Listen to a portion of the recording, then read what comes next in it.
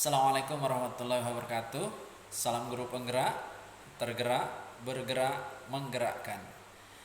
Izin pada kesempatan hari ini saya atas nama Muhammad Hibni, calon guru penggerak angkatan 10 dari SMAN 1 Lenek.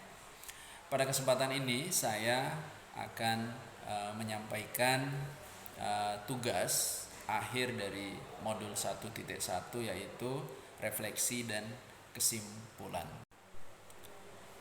Pertanyaan pertama tentang apa yang saya rasakan ketika sebelum mempelajari atau mengikuti menyelesaikan topik 1.1 dan proses pembelajarannya di kelas.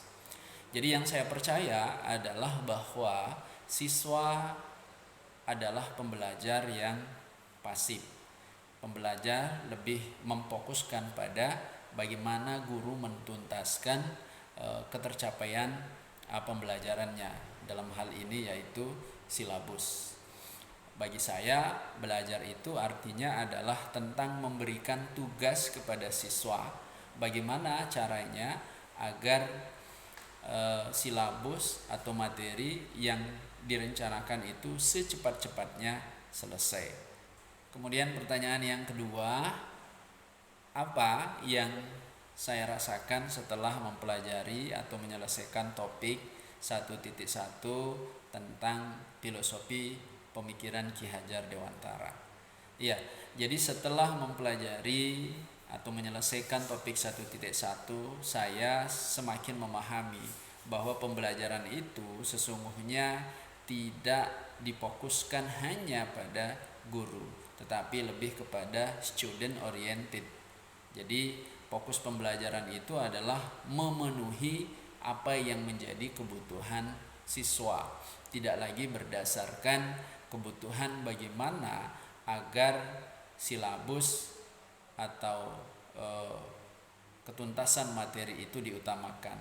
Jadi lebih kepada bagaimana kita memberikan pelayanan kepada siswa agar bakat mereka, kemampuan mereka terasah secara alami. Jadi kita tidak lagi memaksa siswa itu untuk agar sesuai dengan yang diharapkan oleh guru. Karena saya semakin memahami bahwa setiap siswa itu berbeda-beda. Mereka memiliki kemampuan yang tidak sama dan memiliki kemauan yang satu dengan yang lain itu juga tidak sama. Dan melalui materi yang sudah saya pelajari di topik 1.1 ini, saya semakin memahami tentang bagaimana seharusnya memberikan perlakuan kepada setiap siswa. Yang saya pahami bahwa setiap siswa cara memperlakukannya tidak sama. Jadi mereka yang alhamdulillah misalnya mudah memahami matematika, saya perlakukan sama dengan mereka yang agak lambat memahami matematika. Pertanyaan yang ketiga, apa yang akan saya terapkan agar sesuai atau mencerminkan pemikiran Ki Hajar Dewantara?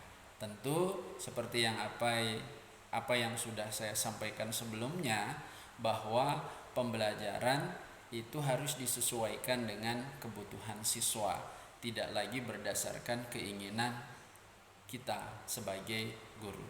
Jadi yang akan saya lakukan adalah merancang pembelajaran agar sesuai dengan atau memenuhi kebutuhan gaya belajar siswa.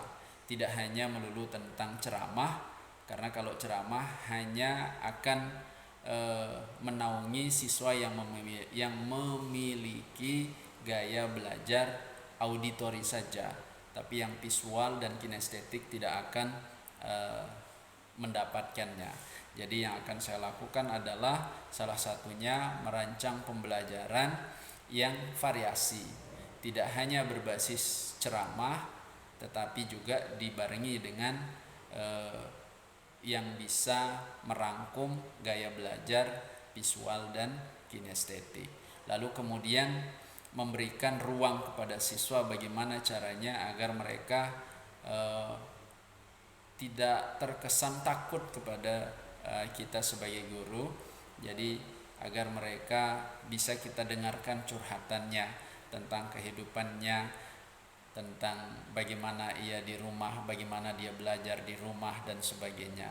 Karena dengan demikian kita tidak akan mudah menjustifikasi siswa bahwa ini suka terlambat, bahwa ini adalah pemalas, bahwa ini adalah yang tidak suka mengumpulkan tugas dan sebagainya. Karena kita bisa jadi hanya melihat dari satu sisi saja tanpa melihat apa sesungguhnya yang terjadi di balik itu.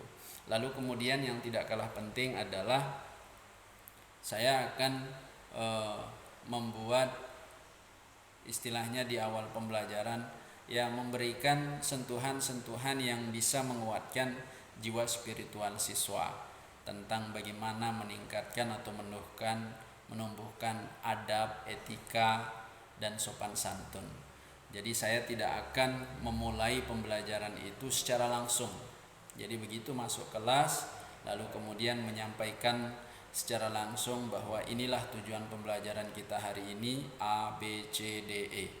Nah ini saya tidak akan lakukan.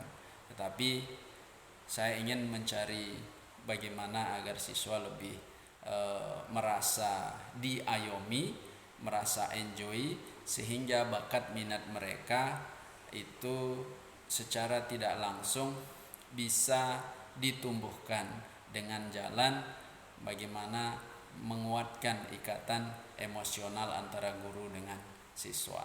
Demikian yang saya bisa sampaikan dari kesimpulan pembelajaran di topik 1.1.